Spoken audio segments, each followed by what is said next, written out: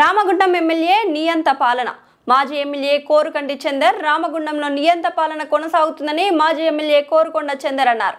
రామగుండం నియోజకవర్గంలో హిట్లర్ను తలపించే విధంగా పరిపాలన కొనసాగిస్తున్నాడని రామగుండం నియోజకవర్గ మాజీ ఎమ్మెల్యే కోరుకొండ చందర్ వ్యాఖ్యానించారు. రామగుండంలోని రోడ్లను తన స్వలాభం కోసం రోడ్డు పక్కన ఉన్న భవనాలను కూల్చడం, ప్రభుత్వ భవనాలను కూల్చడం, మల్లా కట్టడం వంటి పనులను చేస్తున్నాడని రామగుండం నియోజకవర్గ మాజీ ఎమ్మెల్యే కోరుకంటి చందర్ తెలిపారు. రామగుండం నియోజకవర్గంలో హిట్లర్ను తలపించేటువంటి విధంగా రాజ్ ఠాకూర్ మక్కన్ సింగ్ పరిపాలన చేస్తూ ఉన్నాడు. ప్రశ్నించేటువంటి వాళ్ళ మీద కేసులు, ప్రశ్నించేటువంటి వాళ్ళ ఇండ్లు కూలగొట్టుడు, ప్రశ్నిస్తే వాళ్ళ మీద లేనిపోని మాటలను వాళ్ళ నాయకులతోని మాట్లాడించింది. గత 20 నెలలుగా రామగుండంలో కూల్చుడు, కమిషన్ కోసం కట్టుడు తప్ప ఏమీ లేదు. గతంలో ఉన్నటువంటి కట్టడాలనే, గతంలో ఉన్నటువంటి డ్రైనేజీలనే, గతంలో ఉన్నటువంటి లైట్లనే తీసేసుడు, మళ్ళీ కమిషన్ల కోసం వాటిని మళ్ళీ పెట్టుడు. EUFIDC కింద మేము తెచ్చినటువంటి 100 కోట్ల రూపాయలతోనే ఇవాళ అభివృద్ధి పేరిట రోడ్ల వెడల్పు కార్యక్రమానికి శ్రీకారం చుట్టి రోడ్లు వెడల్పు కావాలని, రామగుండంలో ప్రజలు తక్కువైతే ఇంకా రోడ్డు వెడల్పు కావాలని ఇలా ప్రజలను రోడ్డు మీద పడేస్తూ ఉన్నారు. NTPCలో చిరు వ్యాపారస్తులు రోడ్డు మీద పడ్డారు. చౌరస్తాలో గాంధీ చౌక్ సంబంధించినటువంటి వ్యాపారస్తులు రోడ్డు మీద పడ్డారు.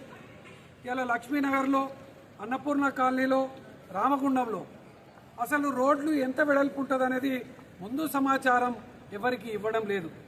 సమాచారం ఇవ్వకుండా రాత్రికి రాత్రే బుల్డోజర్లు తెప్పించి ఎవరైనా ప్రశ్నిస్తే మీది ఎక్కువ ఫీట్లు తీస్తామని చెప్పేసి బెదిరించి ఇవాళ బీఆర్ఎస్ పార్టీ బంద్ పిలిపిస్తే ప్రతి దుకాణానికి ఫోన్ చేసి మీరు బంద్ పెట్టినట్టయితే మీది ఎక్కువ కూర్చామని చెప్పేసి ఇవాళ నియంతలాగా, హిట్లర్ లాగా ఇలా పాలన కొనసాగిస్తున్నాడు రాజ్ ఠాకూర్ మక్కన్ సింగ్. తప్పకుండా ఈ యొక్క నియంత పాలన చేసినటువంటి నాయకులకు, ఆ పార్టీలకు ప్రజల నుండి గుణపాఠం ప్రతి సందర్భంలో ఎదురైంది.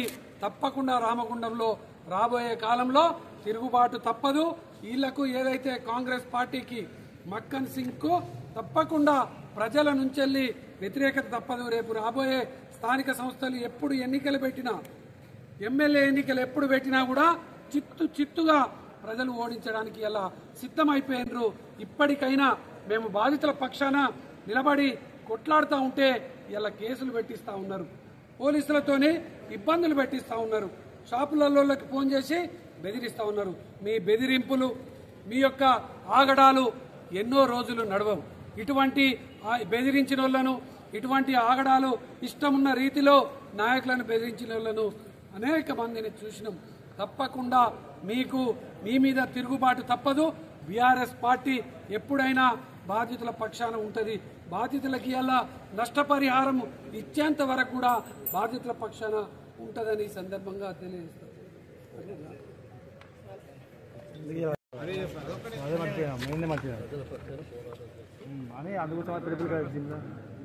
ఈరోజు బీఆర్ఎస్ పార్టీ రామగుండం నియోజకవర్గంలో బంధు పిలుపుని ఇవ్వడంతో పాటు కలెక్టర్ గారికి, అక్కడున్న నాయకులు ఎవరు కూడా ప్రజల బాధలను పట్టించుకోవట్లేరు. ప్రజలకు ఏదైతే అవసరం ఉంటుందో వాళ్ళ రిక్వెస్ట్ను కూడా వాళ్ళు దాన్ని ఆమోదం చెప్తలేరు. అందుకోసమే ఇలా మేము కలెక్టర్ గారికి వినతి పత్రం ఇచ్చి కనీసం అధికారులైనా కూడా ప్రజల పక్షాన, చట్టాల పక్షాన ఉంటారనేటువంటి ఉద్దేశం కొద్దీ కలెక్టర్ గారికి వినతి పత్రం ఇవ్వడం జరిగింది.